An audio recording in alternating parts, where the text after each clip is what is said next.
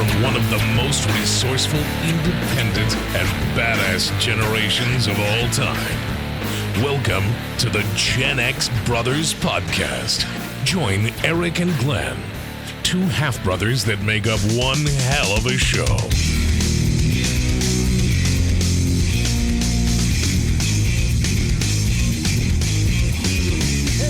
What's up, my Cuddy Whifters? How's it going out there? What's up? If you don't know what that means, look it up. That's what Google's for, What's bitch. What's up? In the meantime, while you're looking that up, let me say hi to my co-host, Mr. Eric Fulmer. What's up? How's it going? Up? Do people still do that? What's up? What's up? What's up? Let's bring that back. Let's get that back. It'll be like Michael Scott and shit. It was 2000 and yesterday.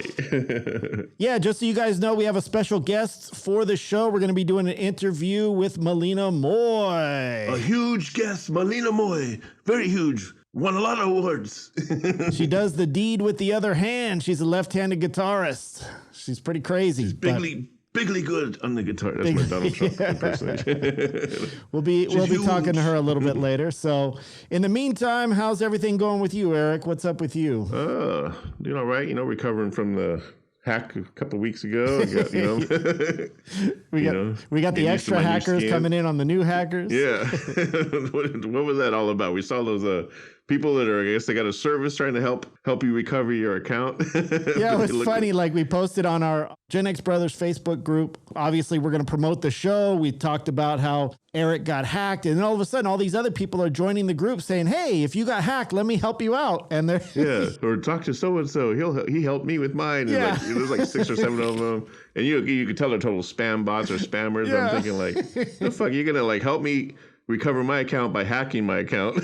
So I wonder if they have some kind of weird like thing that they can look in the matrix that says when you got, well, like somebody uses the word hacked, automatically like, okay, he got hacked. That's a sucker. Yeah. Let's go get him. It kind of is, because I remember back when I used to like post about Netflix or something, a show on Netflix. If you say the word Netflix, then they'll like say, oh yeah, or some movie that's coming out. If you say the word movies, then they'll post on your little comments page about click on here for free movie download or free to download that movie free, like a bootleg version of it or whatever. I haven't seen those in a long time, but so I guess this is like the new spam. So I wonder if we can boost our posts in Facebook just by using clickbait type of words, so that way all the hackers will come and make our posts more popular. Yeah, I know, right? We'll use that shit against them. And they're like a crackhead that steals your bike and then offers to help you look for it. Yeah, that's basically what they are. They're gonna, I'll help you recover your account. And what's your password and what's your this and that? Okay. Oh, you lost your bike? Oh yeah, I think I saw it over there. You want me to help you? Yeah, it's at the pawn shop. Motherfuckers, man, fucking crackheads. I tell you Let what. me help you recover your account. What's your password? Fuck, they got me again.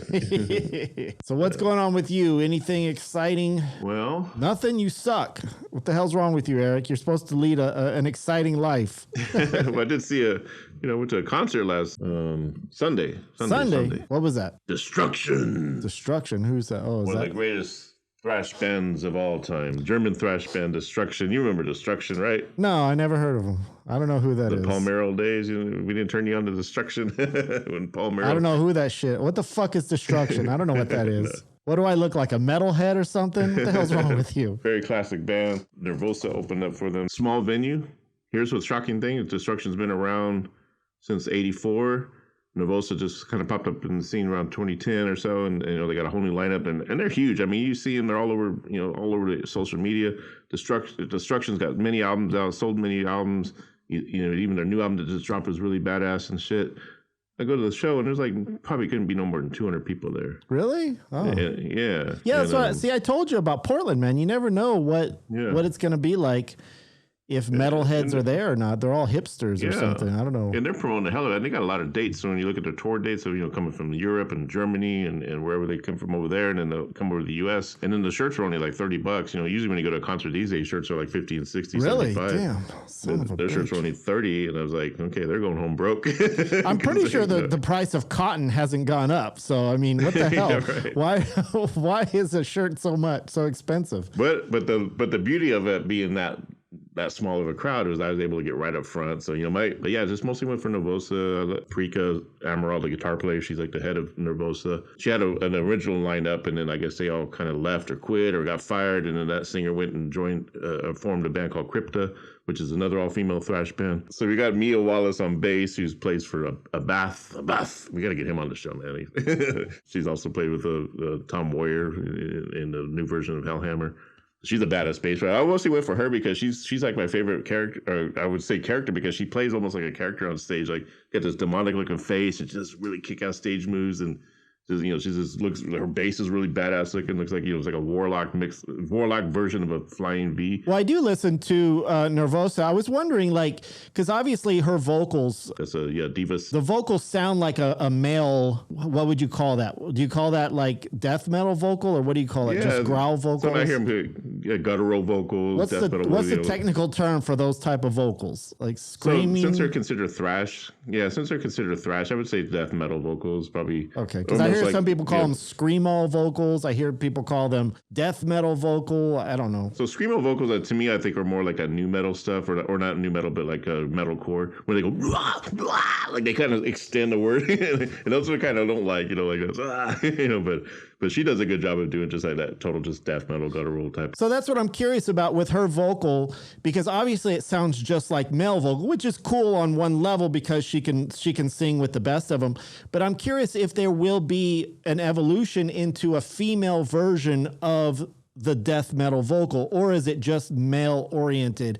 In other words, like if you're going to do death metal vocal, it has to sound this way. Yeah, it's a good question because, if you think about like, who's the other band that does, I'm really bad with names, but she's got the bluish hair, and she's in, what is that band? Arch Enemy. So she's kind of like, I guess you could say, the pioneer of women singing that way. So is her style more with a female, like, I guess you would say a higher pitch? Like if you were to close your eyes, you're like, I think I don't know, yeah, her, because she does a little bit of clean vocals and the guttural vocals, but I think if you were to close your eyes to Diva Satanica, who sings for Nervosa, you would think like there was a guy singing, and she had the mosh pit going. I mean, that's one cool thing about it was, even though it was a small crowd, but I even got almost thrown into the mosh pit a couple times. The only thing that was keeping me from really going in, because I was really tempted. I was thinking, "Fuck it, man, I just want to go in there." But now I have here's old man Fulmer. I got my cell phone. I don't want to lose it. Yeah, if y'all getting bumped around and shit. Yeah, the 16-year-old in me was like, "Hell yes, get in there." But then the 53-year-old's like, "I got your cell phone. I want to lose your phone, and you can't get home." And some people say, "Oh, an all-girl death metal band or something like that is some kind of evolution." Almost like black metal, like, when you think about Bathory and Celtic Frost and Venom, they were kind of considered that first wave of black metal. But then when you think of black metal now, no, you think of like Mayhem and all these bands that Euronymous, which I guess they consider this, and they kind of call that the second wave of black metal. So I guess you can kind of consider like Crypta and Nervosa and all the other female thrash bands that are out there, the second wave of female thrash. And then there's a black metal, all-female black metal band, which I like a lot, which I hope it would come here one day. It's called Osagram. Yeah, and they play like just total brutal Bathory old style, like just real evil, corpse paint and everything, and they're pretty badass. Let me ask you this real quick as a side note. Were you upset when Varg got kicked off of YouTube? That kind of upset me because, I mean, listen, he's kind of on the edge. I don't think anything he said was racist. He was kind of had racial overtones. And he was kind of very like old school, kind of a dick. But I don't think he crossed the line. And I thought he was very insightful. I thought the stuff that he said was offensive, but it wasn't grounds for removal of him from his channel. At least not that I saw. All the stuff that I used to watch him all the time. Yeah, and I've never been a big fan of him per se, just because I didn't really care for Burzum's music that much, and I don't care about what he did with Euronymous or whatever. Yeah, I mean, no, he's kind of a dick, but I, it's almost like a train wreck where you kind of enjoyed watching him out in the middle of the forest. Yeah, and that's talking weird crap, you know. Yeah, and that's where we are with freedom of speech, and we got this whole YouTube they're a private company, so I guess they can do what they want, but unfortunately. Like, I'm a big believer with freedom of speech, you have to defend all speech. You have to defend the speech that you don't even like or that makes you uncomfortable to hear. I mean, as long as it's not hate speech to where you're directly calling somebody out or obviously it's harmful to other people, then obviously that's something like that shouldn't be allowed anywhere. If you're like Alex Jones or something where you're making weird crap up out of nowhere. But I think what Varg was saying, obviously he was a Satanist. Obviously the things he was saying was outrageous, but I never heard myself personally, I never heard anything that was directly in violation of YouTube policy, nor did it, I don't think it put anyone down. Sounded to me like he was more like just trying to educate people, even though he has his views, but he was just more like people need to see that kind of mindset and that view. That way we know what we're aware of, and that way we know what's out there and what certain people are thinking. And I was just curious about on the black metal realm, somebody like Varg, who's like an icon for black metal, for him to still be around and still be talking to people, I thought it was cool. It was kind of like he would always get pissed off when people ask him, oh, did you kill him on purpose? And he would have to re-explain himself, the reason he did this and how everybody was lying. And right before he got canceled, it was right when the movie came out, what was it called? Lords of Chaos. Okay. And he was so pissed off at that movie, like, oh, how it was, how it didn't depict him properly. And he was saying, was he going to do like was he going to try to be like Suge Knight and go run people over in the parking lot? Because Suge Knight didn't like the way Straight Outta Compton was being portrayed. He'll probably shoot him with an arrow and shit, you know, because he's a hunter. That was like the dumbest thing he could have done. It was just funny. Like, I just liked it because it was funny to me. I liked watching the train wreck of the weird shit that he said. But yeah, so Nervosa and Destruction was badass too. Like I said, I always wanted to see Destruction live. But the only thing, because I'm not as about Destruction, because it's like you only got Schmier as like the lead singer. He's like the only original guy left. I think the drummer might be the longest member after that. But back when they were a 3-piece in the early days, it was just badass. So when did Destruction start then? I want to say 84. Oh, the 80s. Okay. Because I kind of heard them. Obviously I know about them, but I don't think I've ever like really sat down and just listened to them and went, "Oh, I like Destruction." If you want some really good old school 80s metal thrash, listen to the first 2 albums of Infernal Overkill. Well, it's not their first 2 albums. They have an EP before that, but Infernal Overkill, Eternal Devastation. Those 2 albums are just classic. I mean, it's badass, and even their new music's great and real heavy, fast. And they put on a good show. Like seeing them up front and smeared all over. He's actually be a cool guy to interview because he's got a lot of really cool political views and shit. He's very in tune to politics, especially American politics, and he gets pissed off about a lot of shit. He'll get canceled like Varg then. Yeah. For me, Nervosa was like badass. I've seen him close. And Mia Wallace, if you're watching this, the bass player, come on our show. I think she'd make a cool interview. Is she from Pulp Fiction? This is Mia Wallace. Mia Wallace, right? I wonder if that's where she got her stage name from, Pulp Fiction. Yeah, because she's from, I think she's from Spain. No, she's from Italy, because like there's like, obviously, the guitar player's from Brazil, the singer's from Spain, and then she's from Italy, and then the drummer's from Greece. So it's kind of cool that Prika, who the original member of Nervosa, was able to get these girls during the pandemic. And this all happened really quick. She got all these girls, auditioned them or whatever, just through Zoom and everything, and was able to bring these two. And it's just a really good lineup. Their chemistry together. So I could see this lineup lasting for a long time. And they just look like they're having fun with each other on stage, and I really like that. And what I like about Mia Wallace too is that she's very outspoken. She does a lot of tries to empower women and stuff, like young women and stuff, to do music and to believe in themselves. I guess it sounds to me like she might have come from an abusive relationship, because she's always like preaching out about domestic violence and stuff, and preaching against it and sort of raising awareness. You never know those family trees, man. You either grow up with it as in the father, or you have some bad relationships. And so she's very outspoken with that and tries to raise awareness, and I think it's kind of cool. Hey, we're all for raising awareness, so if she wants to come on the show and talk about that, then I'm all for it, with a couple of old white dudes. Come on, Mia. I was trying to get so many. I'm such a sucky ass photographer. I was trying to get the cool shots of her, like you see like I see on Instagram, where she's got her mouth open, her tongue out and stuff. But every time I snap, like she'd do it, and then I'd snap late, and she'd like doing just a regular pose, Well, hey, speaking of women for empowerment, let's take a few moments now. We're going to talk to Malina Moye. Yes. We'll find out all about her. She is what did you say? A Billboard charting blues artist. She had the #1 song on Billboard Blues charts back in, I think, 2018. 2 weeks in a row. She's Bad As I Want to Be, the last album she put out. She's like the female Jimi Hendrix. She's left-handed. She flips the guitar. It's really cool.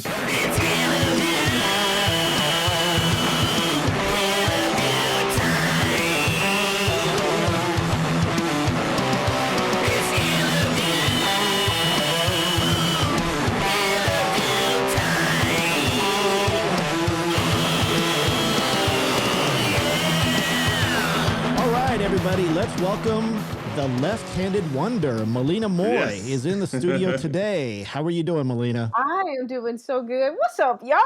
Hello, everybody, all the listeners, everybody watching, Malina, in the house. It's good to see you. I mean, just to start things off really quickly here, a lot of the songs that you write. I love your music. A lot of the stuff that you write, it's about, it's basically about empowerment. So I was curious about what are some of the struggles that you've gone through to kind of get you into that place to where you can lift people up. Wow. Okay. That's a great question. Thank you. Man, I think that just being in the business for so long, but I think that from one space, obviously being a guitar player, being left-handed, being a woman, being an African-American woman, and then also loving to incorporate rock into what I'm doing, thanks to your wonderful brother. Yeah, right. No, Eric was my guitar coach. He can be like the pentatonic scale, every time, like seriously. I showed you the pentatonic and you took it and ran with it. And all I just remember, but no, just thank you for that. For me, it's honestly is an incident that just happened where you never really look at yourself as the things that people point out, because obviously I know I'm Black, but it becomes really apparent when someone puts you in a position and they start to make the focal point of everything that's about you is because you're Black. Then it starts to become like, man, wait, so you're saying I'm not going to get certain things because, wait, this can't be true, because this is like what, 2020, 2018, there's no way you guys are judges. I'm like, so in my mind, I started to go, I'm totally like thinking wrong. No one would ever think this way because I don't think this way.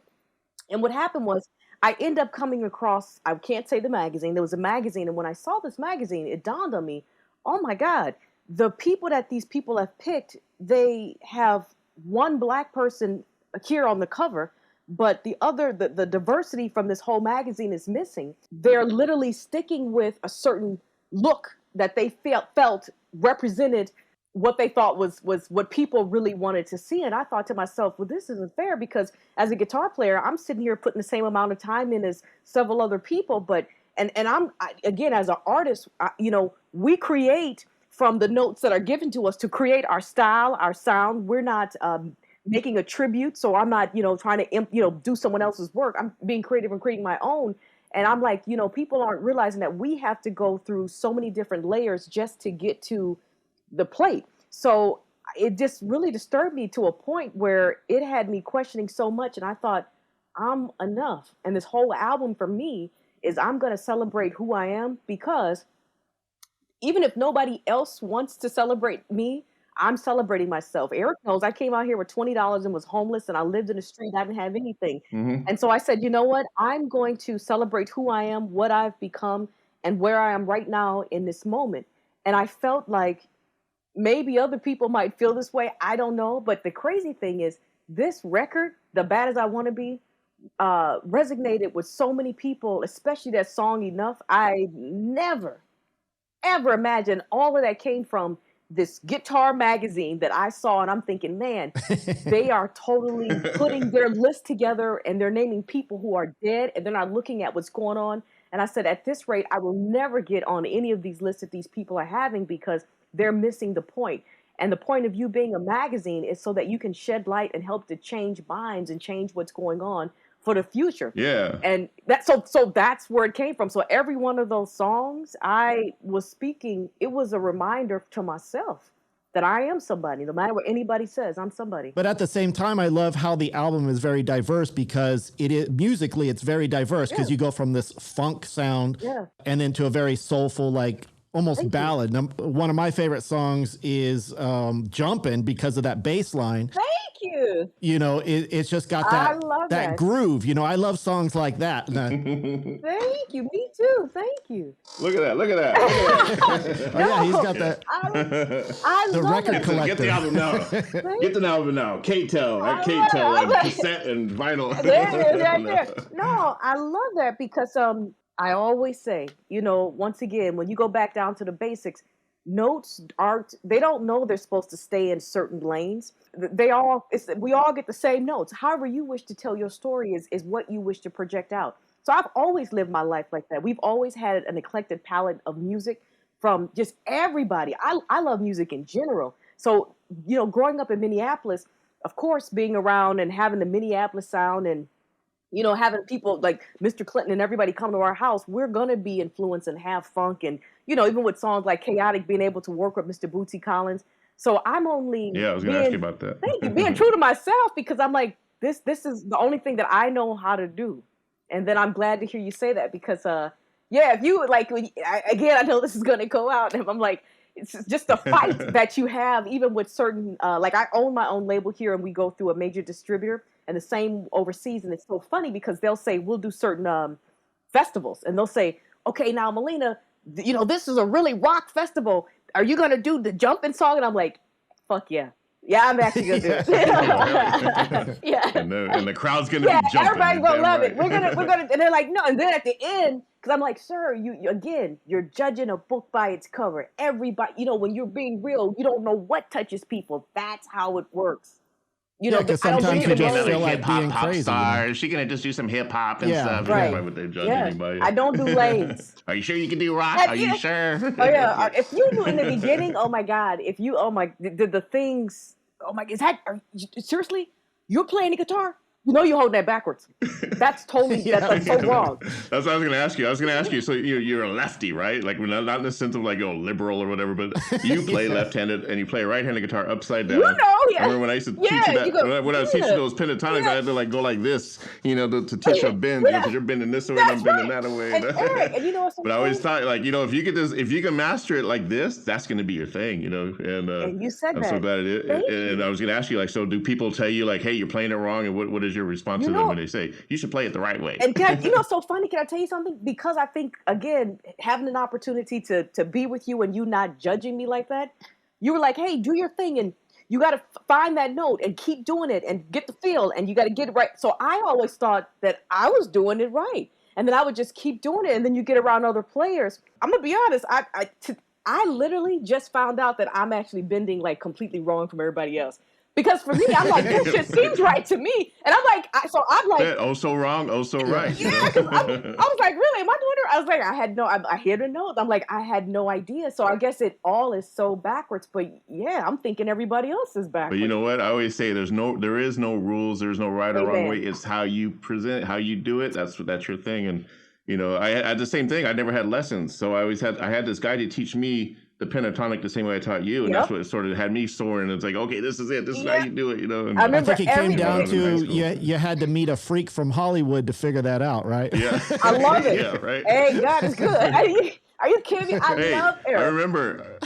I always remember when I first met you. We were working at that place, and I remember you came up to me, hi, I'm Malina Moye. Very classy, you already had a star power. Hello, I'm Malina Moye. And I said, yeah, man, you play guitar? Really? Okay. And you were like, yeah. So I said, man, I play, but I really want to get into some leads. You're like, well, and I was like, I don't have a lot of money. And you're like, if you come by all the time, and I was like, okay. And remember, I was like, Eric, I'm gonna come by today. Yeah, and then literally, I would go home in hours and hours and hours and hours. And I was like, yeah, so are you kidding me? It's amazing. And the rest is history. Yeah, it's amazing the people that you meet in your life. I promise you, it's truly amazing. Coming to see Willow West, remember you let me be your guitar tech? Yeah. I fucking loved it. They were like, I was gonna say, driving around in the heat, I know, but fighting through traffic just to get through it. But it was so cool because everybody's looking and I'm going up on stage, and I said, this is the best shit ever because this is how you learn. And he let me come on. Check out that dude's guitar tech. Yeah. Hell yeah. I loved it. That's how you do it. Yeah. So now, you made me feel like a total rock star that night. You are a rock star. I was like, thank you for letting me do it. He trusts me, so I cannot let him down. Are you kidding me? So I learned all those pieces, all those things are so important, and I still utilize every one of them today. And for me, it's all about, so cool. I think, feel. Like what you said, it's about feel, finding what feels good to you and really getting in that confidence and going with it. And I think that for me, the best thing I also learned from doing Bad As I Want to Be is no matter what, you got to really celebrate yourself and don't look to other people to really tell you, to give you any kind of accolades. Because see, the thing is, you put a person up, they'll easily come down. So you have to just, no matter what, be happy with what you have and be grateful and honor that. And I think that's half the battle in the music industry is being able to bounce back from rejection. I mean, it's the same as acting or anything else in the arts. It's like constant rejection, and you got to be able to just go, okay, forget that. I'm going to move forward. I don't care what the obstacle is. I don't care what the situation is. I'm going forward, and you can either come with me or you can stay behind. So to tell you the truth, that I know this. I can't remember. I think "Are You the Ones" on this record. I believed in that record so much, and I said, "This song is an R&B hit." I'm telling you. And radio's like, no. So it took 7 times to get a remix. And when I tell you that I kept coming back to the label saying, is this, how about this? They're like, no. How about this one? How about this? How about this one? And then I took my own money. Yeah. I took my own money and I got behind that record, and that I was so excited because that record actually became the most, what was it? We got to like number 32 on the R&B chart, and then it was like the most added song in the country. Remember that? I was so proud, and nobody really knew that like the rejection. I can't tell you how many times they were like, no. Hey, It's yeah. never, no. Exactly. The more no's they give, the bigger the yes. And I was like, the bigger the you yes sure? at the end of the day. Yeah. Yeah, so if you only knew, but you do know. So now it's like, Yeah. And I think that even like now with partnerships, you know, I'm always like telling other artists too, it's one thing for us to also, you know, to get instruments, to get gear. We all love free gear, but I'm also saying, hey, in this day and time, it's about partnerships. It's about someone also realizing who you are and what you bring to the table, and knowing that we all deserve to have those type of partnerships where we can have signature guitars, signature strings, help us to see our brand the way that our brand is helps you more than likely to also expand whatever it is you're doing. Because I think that that's a part of, and they need to do more. And like for me, I would love to see, you know, again, diversity, more women. And now this is taking place, but it's kind of like, you know, better late than never. But you know, right? I mean, better late than never. But it's kind of like, yeah, you got to keep going. And just like, to me, it's like, one person gets in, maybe we all get a shot. You got to love it too. Have you been keeping up like with current times, like going on TikTok and Instagram like that? Have you seen this flutter of female guitarists? Because I see a lot of women who just go on there and shred, and they just play, oh my God, you know, just certain licks or whatever. And some of it looks like totally. Yeah, I don't know if it's fake or not. I don't want to call anybody out. But there are the real ones. But I was curious of what your take was on female sexuality in the music business, as far as like, because I see a lot of women on Instagram or TikTok, and you can. Yeah. You know, they're using what they got, and I have no problem with that. But you can say, Glenn, there's a hot chicks playing guitar really fast. Sometimes they don't have the licks to back it up. Sometimes they don't have, they're playing kind of sloppy, in my opinion. And I'm thinking, but they got 1 million views, and somebody else that is playing their ass off, and they're not as hot, and, you know, they got like 20 views. So I got you. So, I was wondering what your thoughts are on that. Hey, you know what? Can I be honest? There's 2 sides to that. I 100% feel you on the fact of, you know, you can work for, you know, man hours, 10, 20,000 hours to get the licks down, and you still get 20 views, right? And then someone that freaking, like you just said, can mimic it, and it's like fake, and people, and they think it's real, and you get 2 million because you may do something crazy or you look hot doing it. You know, I'm like this. Yeah. Well, unfortunately, we're in the world now where everybody is a star, and everybody can do something, and everybody has an opinion, which is why I have to go back to, it's so important to understand who you are and to keep your mental together, because when you, if we all really looked at that, that's so disturbing, because in your mind you go, it's not fair that I'm working my ass off, and like I can't really get the things I'm looking for, and maybe I don't have this look, and I'm not this way, and I'm never going to get that. So again, that's why I wrote these songs, the song Enough, meaning you have to celebrate you are enough, you matter, you count the way you are. And you have to be enough. Yeah. But in the aspect of the female players, man, again, that's a part of the situation, I think, with the business, where everyone's in the instant gratification with all the likes, with all the shares, with all the comments, when most of that stuff is not even real. So when it becomes reality and no one's at your show, well, then there's your proof. Yeah. So the main thing is, you know what I'm saying? So that's where it gets really different. So you want to make sure that no matter what, it becomes real, and then you wonder why people's things are canceled. Well, that's because on Instagram, and I always say, hey, what do you do when these apps leave? Where's your job then? Because at that point, it's like you got to do real life. Yeah. So you know what I mean. So, but as far as put the work in too. That is the bottom line. Because if you're planning on sticking around, I promise you, you're going to need those legs. You're going to need the legs to figure out how you got to where you're going to be. Because there will be a new app, the other one will get deleted, and if you need to do something else, it's done. Your career's over. I'm an eyewitness of how hard this chick works, man. Thank you. So when are we going to see the Malina TikTok? When is the Malina TikTok going to come out? And you know what? Let me tell you something. And see you shredding. Thank you. You know what I did actually? Good. Thank you. So obviously I'm everywhere but TikTok. So my thing is, obviously I've secured my TikTok, right? So I got my name and everything up there. So you can follow me and see it there. But yeah, I think I got to start to put something up. But everywhere else, definitely. Instagram, obviously you'll see us in all the reels, all, you know, because the thing is. Hey, check it out. Oh, I was gonna say what strings do I have? What strings are on I this have guitar? Eric, I love You it. can't see that, Eric. I can know hear it. I love it. Yeah, Can we get Eric? you hear a little bit. So look, nice bend. They feel smooth. I'm selling your strings right now. I love it. I think I'm more And they surprised that retain Eric was tone? actually They able to retain change tone? his strings. Yeah. No, here's what happened. I took my guitar into the guitar 5-star guitars and get him to change my Oh, strings. okay. You sent me 2 packs. I was gonna say, did you change those yourself, Eric? Because you still can't Yeah. change your own strings. No, I put them on my Jackson with the Floyd Rose. There's no way I'm going to attempt to change that by myself. So I took it into 5-star. It's $35 to change the strings for me.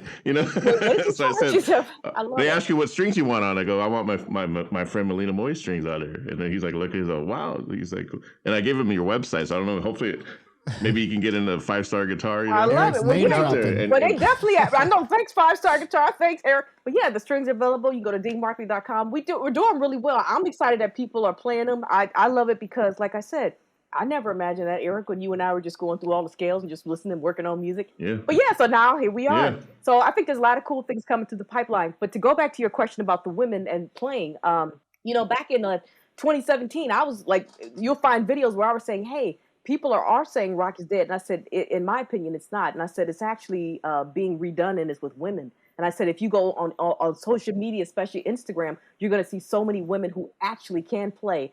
And you'll see videos. And I said, to me, by 2022, you're going to start to see more women shredders, more women playing.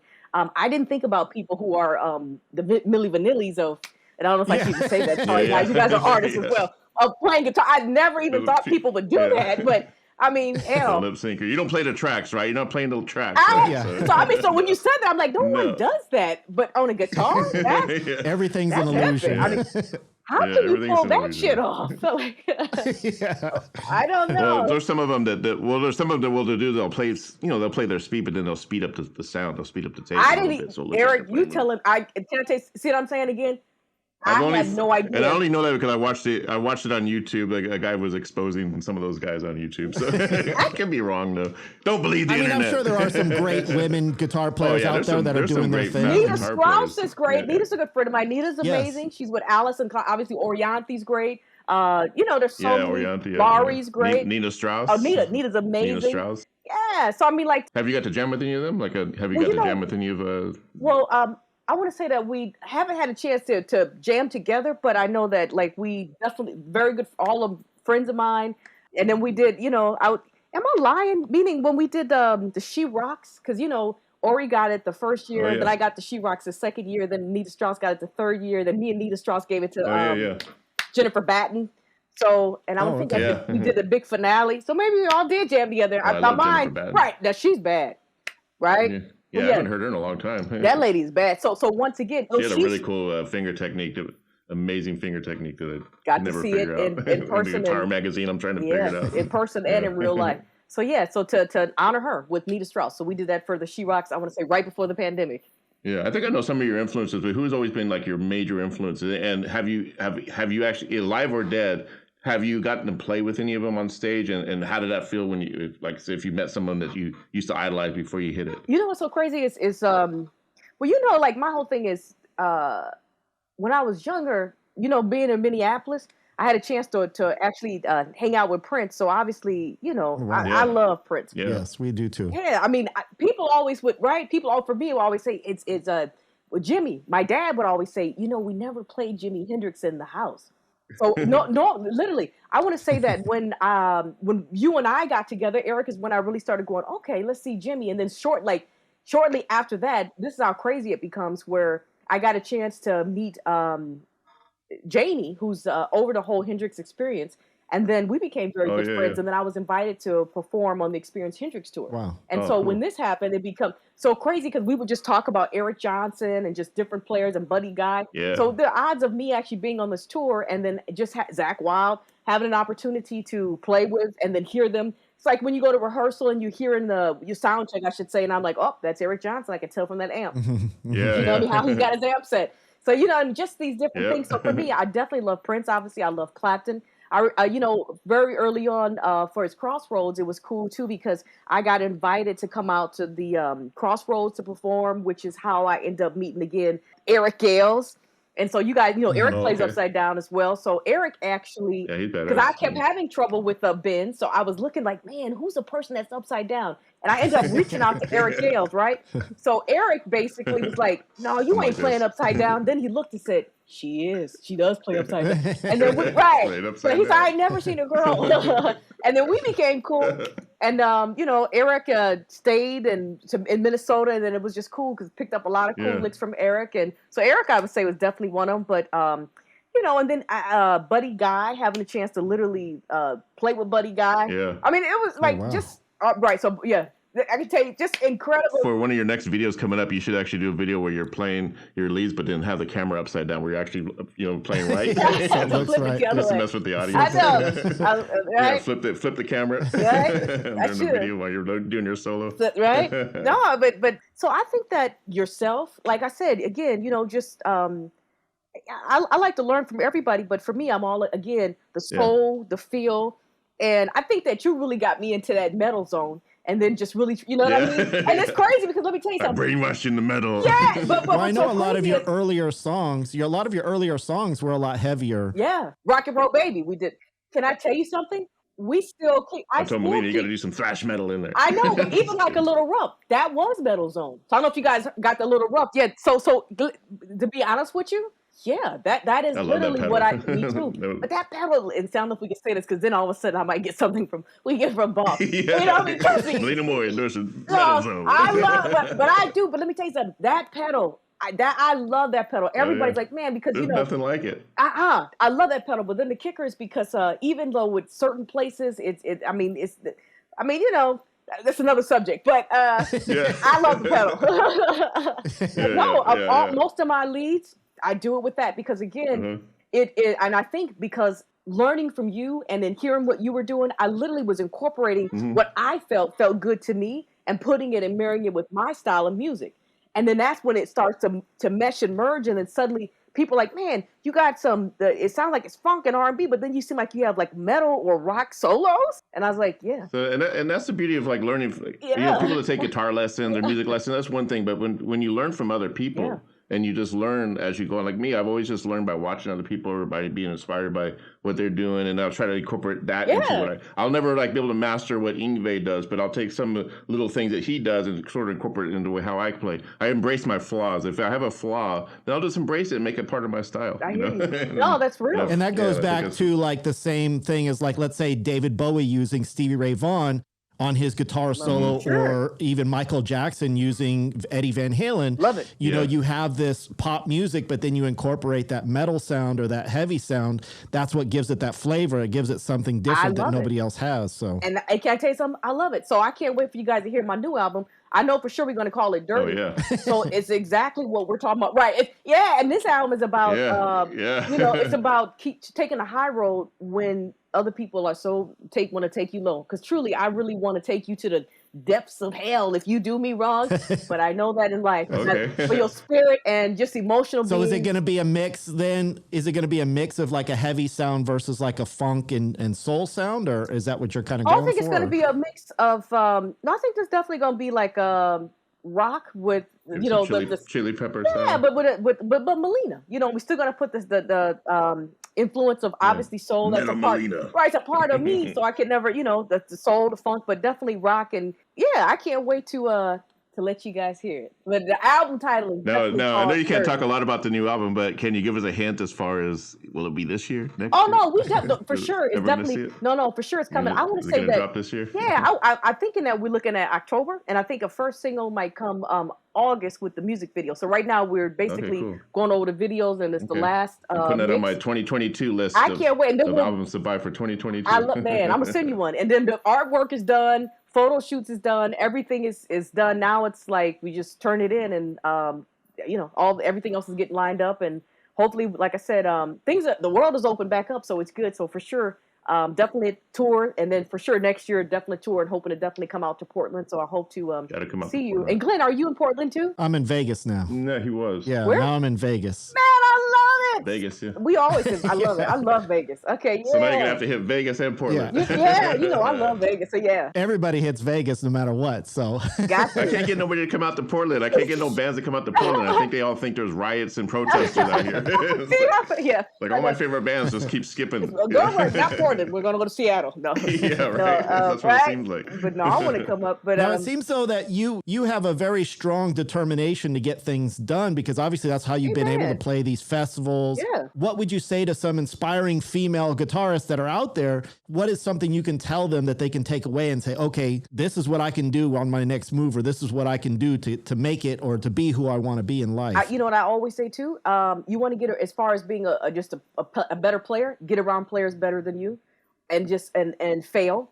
And that's how you learn, right? I hit a note and I go, well, that note doesn't work. I won't hit that again.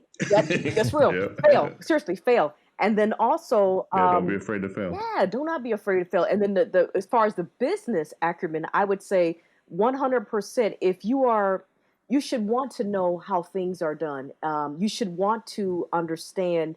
Look, break things down very simple. If you wanted to be a cake maker, what does it take to be a cake maker? You can start from your house in the kitchen. So my main thing is put one foot in front of the other and just keep finding, come up with the ideas, no matter how big, how small, and find people to help to make those things work for you.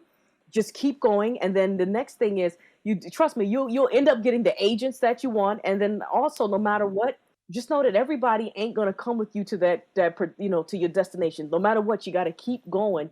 And just know that it's going to be so many. That's it. So many changes. And like you said, you have to get a muscle and develop it like a weight.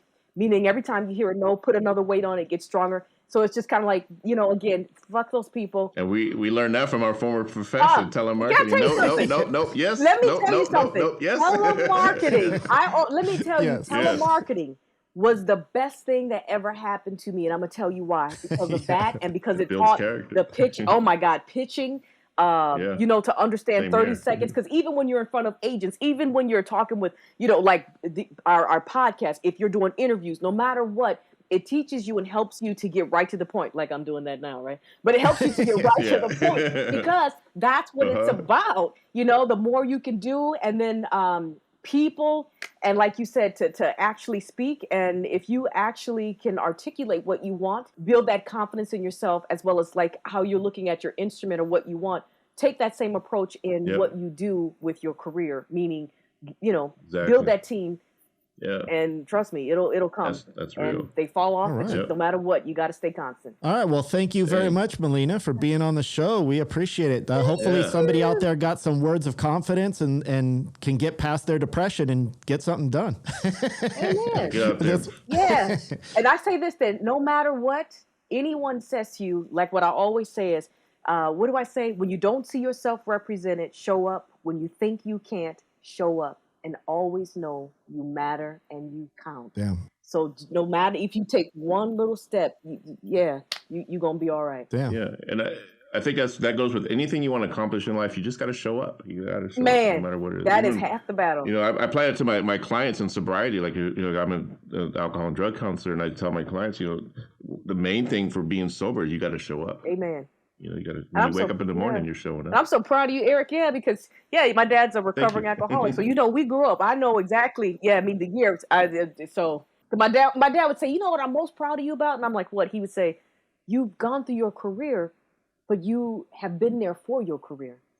He said, because I was drunk my whole career. Yeah. And at first I thought, what? And then I thought, yeah. He's like, yeah, you were present. You were able to enjoy it. Yeah. Amen. Yeah. Wise words from the queen of the left-handed guitar. Thank you. I wanted to ask you one quick question real quick about, I was blanking my mind earlier, but WC Records, right? Yep, your record label. You've had that forever, and it's obviously I saw it when I was 9 years old. Have you been approached by other labels, and what is your thought on the current record label industry? Like, how does your label sort of thrive within what's going on now with the industry? Yes. Because everything goes streaming and stuff. Actually, those are great points. So, the great thing is, again, few points in that in that question. So yes, my label, WCE Records, Walking Commodities Entertainment. So as you know, once we went to a certain space, I was able to raise capital for my label, WCE Records. And then by having that money, it allowed me then to say, okay, I want to partner with someone else who can also help, not just with money, but bring in muscle. And that's when we decided to do the deal with Orchard. So when you do certain deals with certain people, you can just have the distribution. But what we wanted to also have is the marketing leg. So with them, they'll have it where they have all the radio, all the other pieces that you need. Now,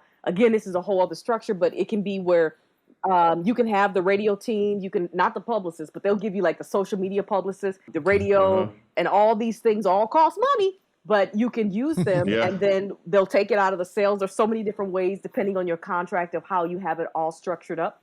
But generally that's one way. And then what happens is, obviously, with streams now, you need like 1 billion streams to really see some real revenue. But keep in mind that the industry in itself is what we've always been doing, which is, to me, it's unfortunate, but it's the brand. So when you think of Malina Moye, for me, I always seen it as, you're right. Now I'm just excited that, like I said, partnerships are becoming more accessible to people like myself, or I should say corporations are now realizing that they need to also embrace women and more people of color to be involved with these. So, from guitars to strings to like clothing to makeup deals to car deals. So look at all these things as part of your brand to also not only bring awareness to your music. The music will always be the catalyst to put all these things together. Unfortunately, like that is the new thing of where I think the world, that's why you see the Jennifer Lopez's, you see her, you see all these different people where they're now in movies, and then we have movies as well. So now you have movies, you have makeup deals, you have hair, you have this, because the labels are like, how are we going to get our money back? We spent a tremendous amount of money. That's what they're all about. And ain't nobody buying a record. So we know those. I always thought that was a cool name. You're walking commodities. And you know where I got that from? When I was 9 years old, I said, it's really true, actually. Thank you. I said, people can literally lease me. I said, I want to be like McDonald's. So I was like, WCE Records. And I had everything like that under the Malina Moye LLC. Yep. Right on. Hell yeah. I love you, kid. I love you too. All right. Well, we certainly appreciate you being on the show. Thank you for having me. Thanks for being on. We'll definitely have you on again when your new music comes out. And I can't wait. Is there anything you want to plug right now? Like a thing you got going right now that you can, honestly, talk about? Or people should look out for? Honestly, no. I just want to say thank you guys so much. Just get out there and get what she's got right now. But just for everybody, I appreciate this. I'm so happy that we all made it through the pandemic. A lot of folks didn't make it with us. So again, thank you so much for at least listening to me. Thank you for having me on, and thank you for everybody for supporting live music, because we back. Strings. Oh yeah, get the strings. Get the record. Bad as I want to be. Get her past catalog. Check out her old catalog. People, when you get them strings, I got to tell you something. I'm gonna need y'all to tune up. Yeah, Dean Markley. Now. Stand by Dean Markley. I'm an Ernie Ball guy, but Dean Markley for now. I love it. No, thank you. So I appreciate it, and much love, and just thank you. MalinaMoye.com. Go to there. Yeah. Yes. Malina Metal Moye.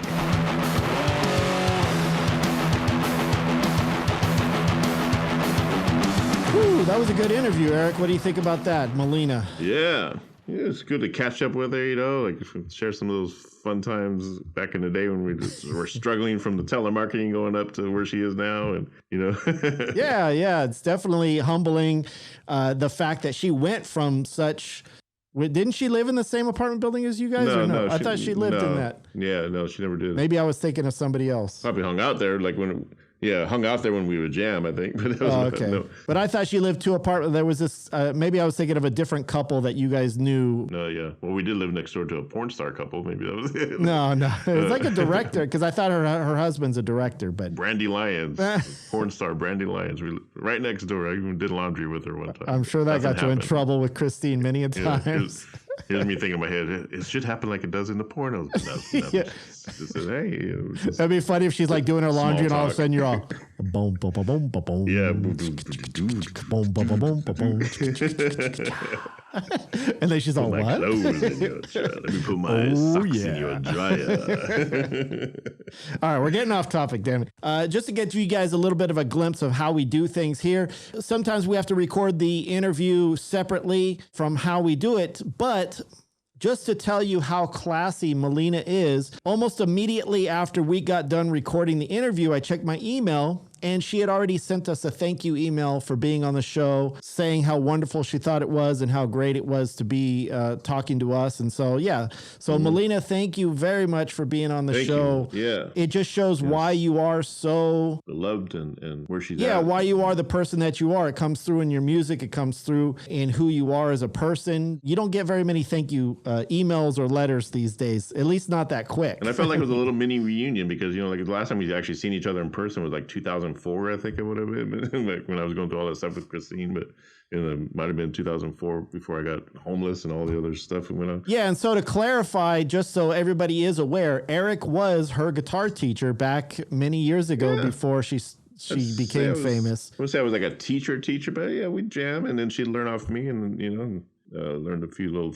The tricks I taught her were the tricks that were taught to me by Rich Kamira that I was talking about in the interview, and basically show you the pentatonic scale, and it opens up all those doors, and you're like, holy, it's the holy grail of. Well, it was certainly a joy having her on the show, and we hope she comes on again when she comes out with some new music. Sounds like she's got something cooking. Now, I don't know if you've been paying attention to this whole Lil Wayne and Mark Cuban situation.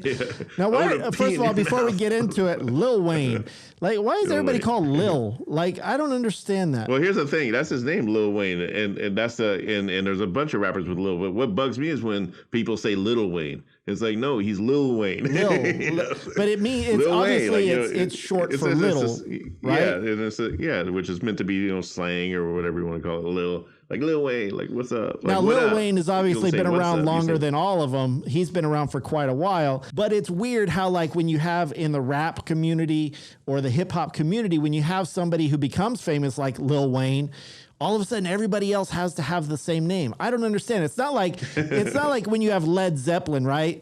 Back in the 60s and shit. And then all of a sudden there's all these bands called Lead Automobile or you know what the new one Lead is now? Airplane. You know what the new one is now? And I had this conversation last night with we were just talking about this last night with a client of mine who's a rapper. You know, he's an up-and-coming rapper and he's working on his stuff, but he goes by the name Young something. I don't want to say his full name, but Young Y-U-N-G. And if you go on SoundCloud, he's told me to look him up on SoundCloud, so I look him up.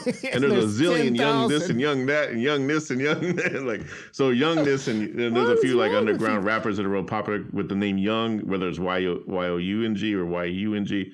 And I guess that's the new Lil. So what is so hard about coming up with an original name? I mean, this is your career. I mean, I don't know. I'm not trying to put anybody down, but it's like if I'm playing in a band, I'm going to come up with a band name. I'm going to do my best to come up with an original band name, something that's cool, something that nobody else has. Why would I use something that 10 million people already have, like Lil or Young? Like, wouldn't you get lost in the mix by doing that? I mean, I think they do that because maybe it's all about like being, like if there's like something that's trending.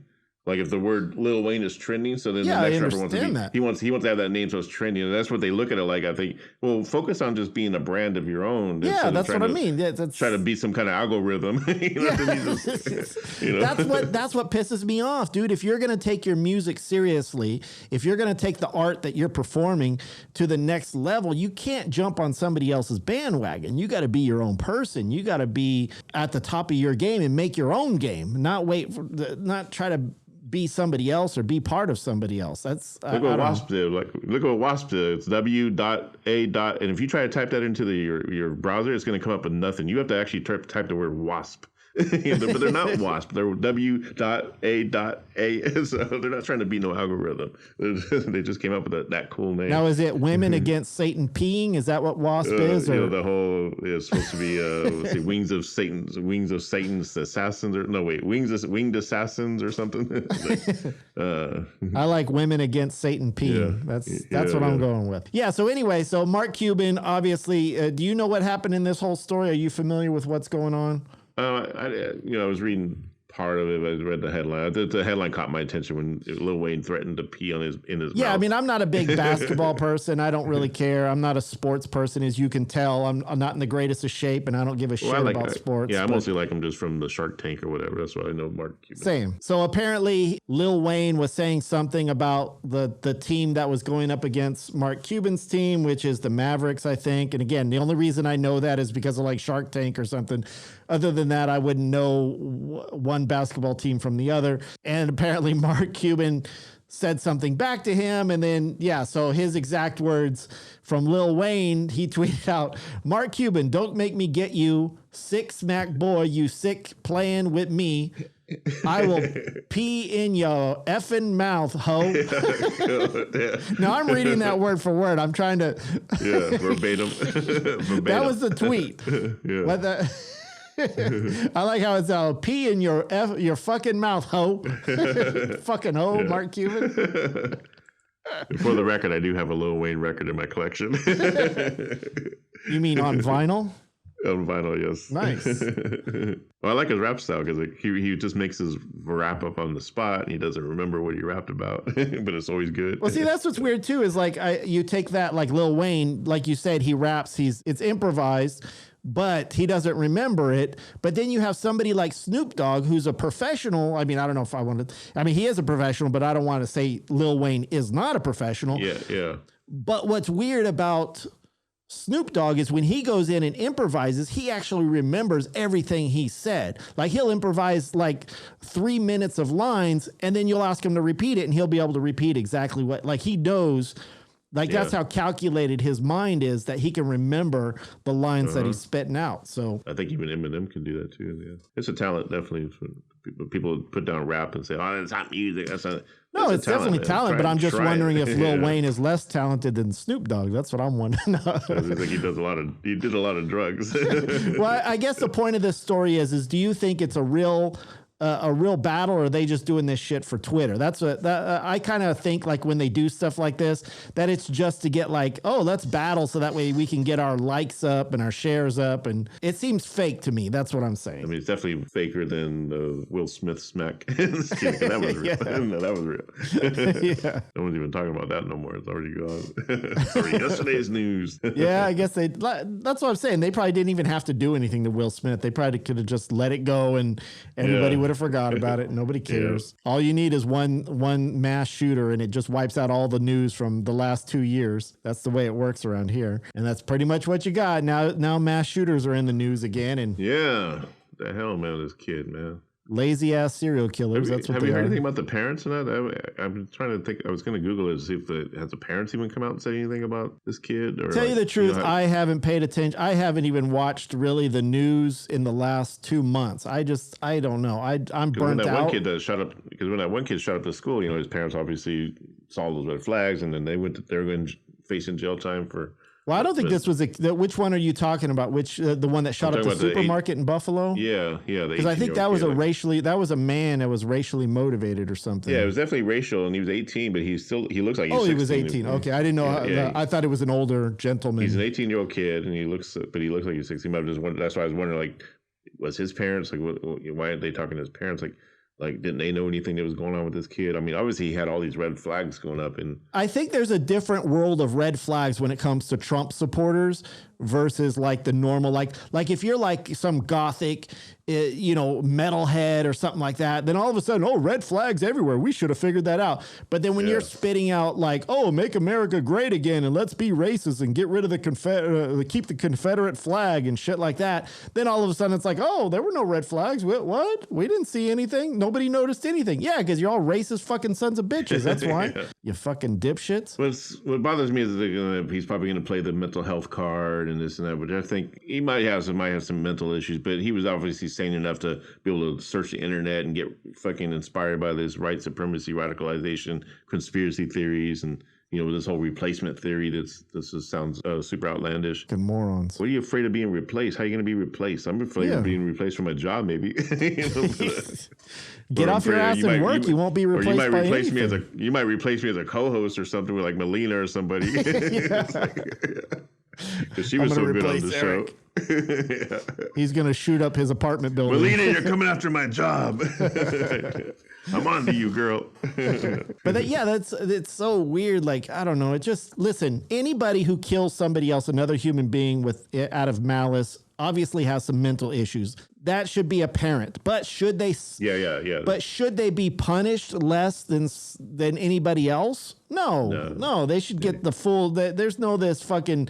Oh, let's put him in a mental hospital and let him out in 3 years or no. Fuck that shit. Give them the full extent, because all those Republicans, the ones that are for black people or Mexican people getting the full extent of the law when they kill somebody, now all of a sudden your little Reitman or whatever, what was that one kid that shot people? Oh, they should be punished less because they're trying to defend themselves and shit. No. Yeah. And then what happened like a day after? Was it the same day or the day after where the Asian guy shut up that church? And I think it was like the same day. I mean... And he was actually inspired by some kind of issue that was going on with China and Taiwan or whatever from where he grew up. They said he was kind of always outcasted and always felt like I guess he felt like he was trying to be some kind of hero for, I don't know if he's from China or from Taiwan, but there's some kind of relate. I didn't read the whole story, but there's some kind of connection between his inspiration to do that. This is what I think. I think there's mass shootings every day, but when it's not popular to have it in the news, you don't hear about it. But all of a sudden, when there's a certain one like this last one, the one at the supermarket, obviously that was a bigger because it was all black people shot, because it was racially motivated. That hit the button for all the news media to go, oh, we got a big story here. And then all of a sudden, all those other ones underneath it that normally probably wouldn't get any airplay at all, now all of a sudden, everybody's getting airplay for mass shootings because, it's the hot thing. That's what pisses me off the most. And the media and all that shit, man. It's like, if you're going to report on it, fucking report on it. Do a good job of it regardless of who it is or what the political climate is like, or whether it's worth your time or not. I don't know. Just pisses me off. We're on the verge of a civil war with this whole... I don't know. I don't know about that. There ain't no goddamn stuff. Listen, I'm sorry. This is why there will never be a civil war, or they say, oh, what is it called? A race war, blacks against the whites and shit like that. Because all those rednecks and all those militia groups, I guarantee you, all those people live in the middle of the woods and have no idea what it's like to live in a city. You think they're going to go into the city and start fighting people? You think they can handle people where there's buildings, where there's, where there's mass people? Come on. I mean, let's get real here. Those guys would be scared shitless. It's like the old school black metal guys. It's like Varg and all those guys being tough black metal guys living in the middle of the woods and acting like, oh, I have to get a knife because I moved to Oslo. Yeah, fucking Oslo. That's like the fucking tamest city in the whole country, in the whole world, for Christ's sake. Oh, you need to buy a knife to move to Oslo? Come on, dude. You wouldn't last 2 minutes in fucking downtown Los Angeles. We lived in Compton, we lived in Hawthorne and all that shit, man. So all these people that act like they're tough as shit, they ain't nothing when they move to the real city, when they move to Hollywood or they move to downtown LA, man. You learn to keep your mouth shut and you don't say shit. If it's black versus white, I'm joining the black side, man. Look, I got Lil Wayne in my collection. My best friend is Malina Moye. I'm pretty sure if it comes down to that, you're gonna get shot because you're white, Eric. You're gonna be like, I'm on your side. Oh fuck! It's a big one. There he is using my best friend is black fucking rig. Let's shoot his ass. Racist motherfucker. So then they're not saying Lil Wayne against Mark Cuban is racial, right? They're just saying it's just a general, it's just people talking shit. And then the fact that he visited it a couple of times. He planned it out. I didn't really watch that much of it because I'm sick of it. I watched where they read his letter, and his plan was to even go to other stores. If he wasn't going to get caught that day, he already had his other places mapped out where he was going to go shoot other places up. But see, again, it's exactly what I was talking about. These guys talk all tough. I'm going to go in there and shoot a bunch of people. And after he shoots the first batch of people and the police shows up, what does he do? He drops his gun, surrenders, puts his hands up and fucking cries like a baby to go home, And it's very rare that they call it a hate crime right off the bat, but it was the moment they had it, it was a hate crime because of what they learned from the kid. The kid was basically saying, yes, I did. The moment he was arrested, he said, yes, this is what I came here for. So that's why the feds were able to get in there, because if the feds, they'll try any way they can to dance around whether it's a hate crime or not. They'll wait for all the evidence. But no, they knew right there, and even the federal came out and said, "Yeah, this is a hate crime." On that obviously, very that same kid day. never saw Better Call Saul because he would have known to keep his fucking mouth shut. Yeah. You don't just start admitting it and shit. Yeah. Have you been watching that new season? It's pretty good so far. No, I don't have regular live TV anymore. I got rid of it, so I have to wait till it comes out on streaming service or something, right? I don't watch TV that much. I watch I watch HBO Max and Peacock and maybe some Netflix, but other than that, why am I keeping all these services? So Yeah. I gotta get rid of most of mine. especially like Hulu. I had Hulu live TV, and it was nice that I had local channels, but it's like $70-$80. It's like, I know. Jesus Christ, $70 what just I to paid. watch Ted Florendo on the Weather Channel and shit. Yeah, that's about what I pay for YouTube TV is $70 now. But I had to try Hulu out. Well, I just didn't like some of the features that I get with YouTube. That's why I switched back. But yeah, there's too many streaming services. Now every channel's got to have their own streaming service, and it's just It's so annoying. Yeah, That's It's why like, just- CNN Plus failed, because nobody wants to pay for CNN Plus. Why am I gonna play for CNN Plus? What the hell are they thinking? Especially Like, when you're already showing a bunch of shows on CNN anyway. Yeah, and like, you're repeating news stories left why and don't right. you try just working on the news? Don't try to work on some stupid shows about Anderson Cooper picking his ass. I don't care. Or I don't care about Sanjay Gupta interviewing the Grammy nominated. Like, he's a doctor. He has nothing to do with music. Why are you having him interview, what's his name? John Batista or something? Or Yeah, John Batiste. It's like, why are you interviewing him? Like, it makes no sense. You're not a music guy. Have a music guy interview him. Yeah. You're a doctor. Stick to diseases and it's like, it doesn't make any sense. Go hang out with Fauci and talk some diseases. Yeah. Oh, we got a new one popping up.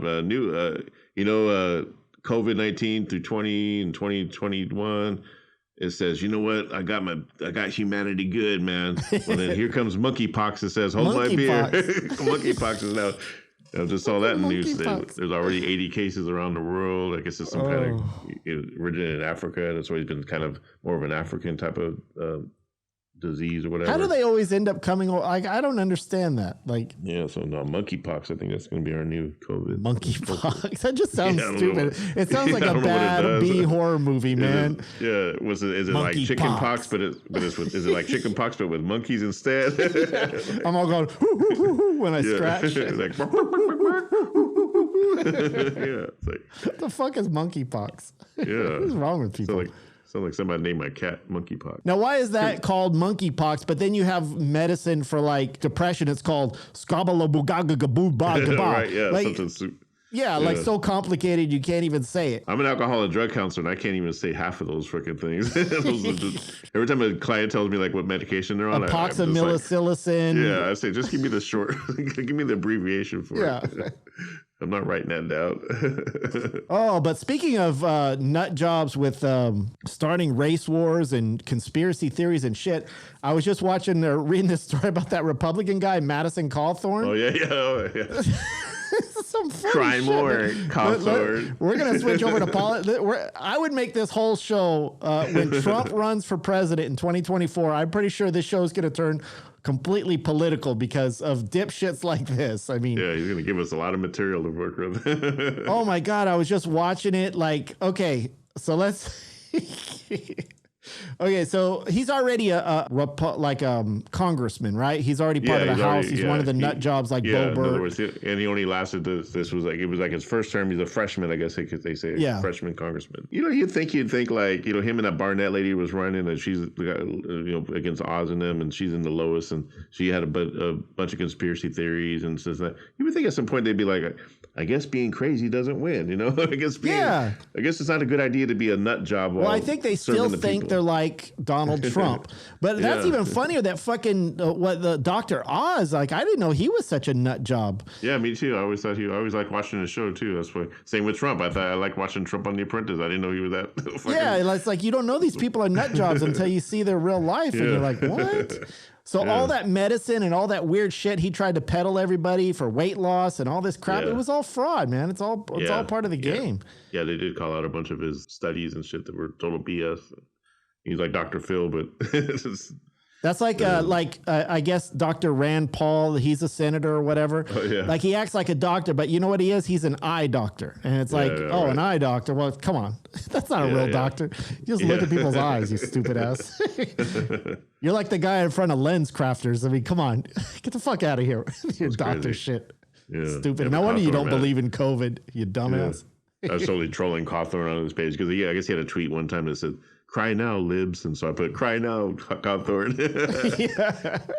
Little bitch. So apparently, after he lost, he made this statement. He said, "The time for genteel politics, as usual, has come to an end.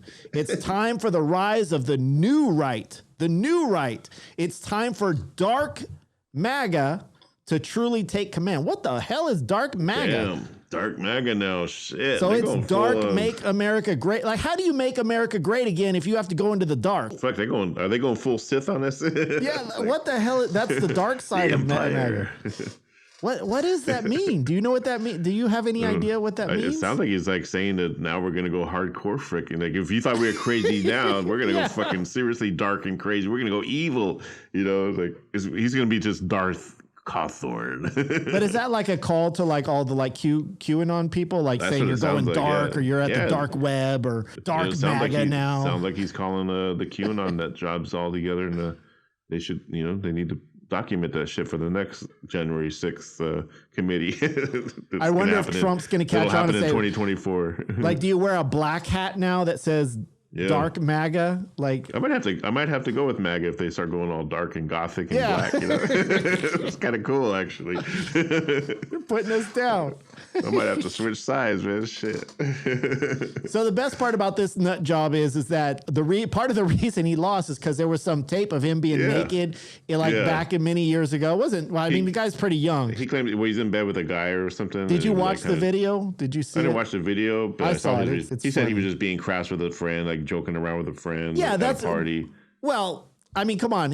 First of all, he's in a wheelchair, which is kind of weird. That he got into the bed naked and then he's like jumping on the guy's face and like you're playing a prank. Like I get that if you're college kids and you're playing a prank. He's a good looking guy too. It's just a trip. He kind of looks like a. Well, do you think because of that video, people thought I don't know, there was nothing sexual going on. You could tell they were just screwing around, but it kind of looked like two gay lovers messing around. He's got the gay porn star look to him. Yeah, nothing wrong with that. I mean, I support him if he's, to prop up gay rights. But do you think that's why he lost? Because all these people were like, oh shit, that draws the line. We can't have no gay people on our side. They're saying that, but they're saying a lot of it too is that what he said when he had an interview and he was saying that he was invited to these Republican parties where there's a bunch of old guys having sex orgies and doing cocaine right in front of him. And right there when he said that, his whole party turned on him. Like even Kevin McCarthy was fucking pissed off and said, So do you think that makes the stories real? Like maybe he was telling the truth, or do you think maybe they were afraid that they might think it's real? Yeah, I think it's both actually, probably. I don't know. Because the way the news media portrayed it is if he was spouting false conspiracy theories. But I mean, if he was there and it was true, it's not a conspiracy. Yeah, I mean, he was very candid in that interview. He didn't look like he was making it up. He spoke about it like as if you're talking to your friend. Like, yeah, invite me over to his house. Next thing you know, they're wanting me to come over and do some sex orgies and do some cocaine. Now he definitely looks like a telemarketer that we used to work with back in the 90s. I mean, that dude is a total salesman. Like he could be a total Madison Cawthorne. Because I was watching his response video to like all the allegations and stuff, and he had all this stuff on his table, and he's trying to say the fake media and I need to fight for people's rights, and he was just making up all this shit, and it was just, I don't know, it's just like SNL, man. It's just funny. It's like all bullshit. It is. It's all an illusion. Like when they say, well, we don't need government. We need to let the states decide. Well, the states are deciding. That's the problem. They're the government. They need oversight. Everybody needs oversight of some kind. What's the point of fucking voting then if you want to just fucking don't want anybody fucking involved in your life? So what I'm thinking is that, what I'm wondering about this Cawthorne guy is that I'm wondering if because of the video and people, I wonder if it's really true, because obviously Republicans are very anti-gay. They're trying to overturn gay marriage like everything else. So I wonder if that's why, like Boebert and Marjorie Taylor Greene, they'll be safe. But I think him, because of this video with a guy, I think that's what sunk him. I think because a lot of Republicans are all, you know, all those right wingers like, I don't want no guy touching no other guy in the bedroom. That goes against my Bible. Because it was on video. There's no, I don't care. Even if it was playing around, you're still a naked dude on top of a naked dude. If a video ever came out with me and Tony making out at that party one time, we'd be sunk too. Your political career will be over. Yeah, our political career. Because that went on for a long time. That even had me questioning myself. Like, what the fuck happened there? Too much alcohol. That's what it was. But if you get a chance, watch his response video because it's funny as hell. I'm all there for the shit show. That's all I'm in politics for. That's the only reason I'm going to pay attention is because it's going to be, if this is what we have to look forward to, Madison Cawthorn, then it's going to be a fun next couple of years. It's going to be fun as hell. I tell you what. It's going to be, it's definitely going to be interesting. I don't think Biden's going to run again. You know, he might not even be alive before then. I don't see the guy living that neither long. may Trump. Trump could die of a heart attack at any point if you Trump's think either about going it. to die or be in jail. You know, so, and the AG better get off her ass and get those charges going. But he'll find a way out of that. No, because listen, here's the worst case scenario, right? Worst case scenario for Trump. Let's say he decides that's why he's not telling anybody if he's running. Here's the worst case scenario. Let's say Trump says he's going to run for president. He uses that as leverage if they have charges against him. So in other words, if worse comes to worse, if he's actually going to do jail time, if he actually did something wrong, you could just say, well, I'll tell you what, we'll drop all the charges if you drop out of the race. Done. That's his ace in the hole if he gets in trouble. That's a good call right there. You should be like Dave Mustaine, man, predicting that shit. Yeah. Write lyrics for Megadeth. You're in tune with that shit.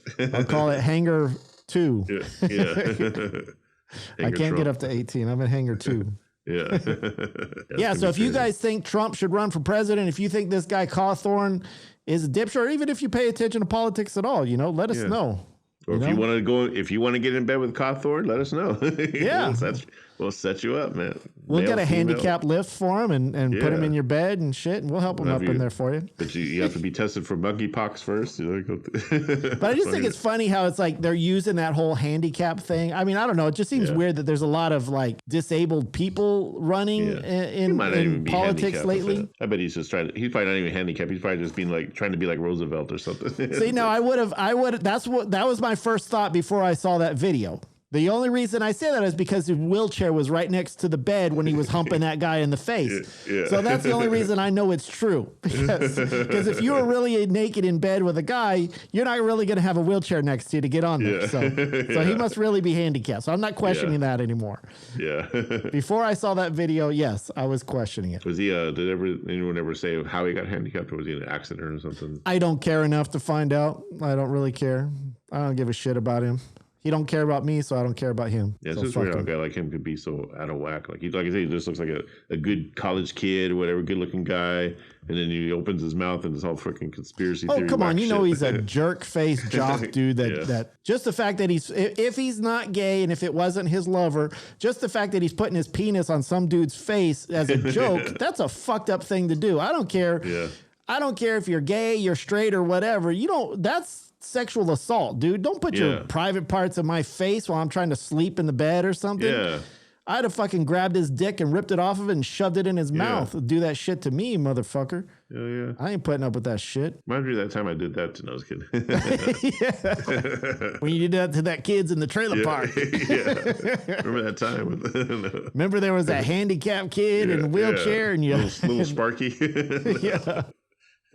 You lit his wheelchair on fire and rolled him down the hill. Yeah. That was good times. Life was never the same again. Oh, by the way, I got us some Gen X stickers made up. Oh, they cool. should be here soon. We could probably give those away to some fans, send them out to people. So if you're not already, go to our website and you can join our mailing list at genxbros.com. Just sign up. And that way we'll give you some giveaways. We'll, let you know when new videos drop on our YouTube channel or when new podcast comes out. Yeah, go check it out. And that way you can follow us on all of our social media and stuff. Yeah. And again, big thanks to Malina Moye for visiting with us. And go check out her music. Just Google her name. You'll see her all over the place. Check out her website and all the good stuff. And she's got some good stuff coming down the pike music. Yeah, Malina Moye. How do you spell that? Malina Moye. Moye. Yeah, Malina Moye. Moye. She's got her own strings. She's got her own toothpicks. everything. She's got her own She's got her own shoes. Yeah, she's got her own soap, toilet paper. Yeah. Just kidding. She's got it all. Malina Moye Incorporated. Yes. All right, everybody. Thanks for listening. That is our show. We will talk to you next week. Yes. Horns up. Peace out. No, it's horns up. Peace out. Horns up and say it peace right out. or don't say it at all, Eric. Yes. Say it God right. Say damn it. it. Say it again. We'll do it live. God damn it. We'll do it live. Horns up. Peace out.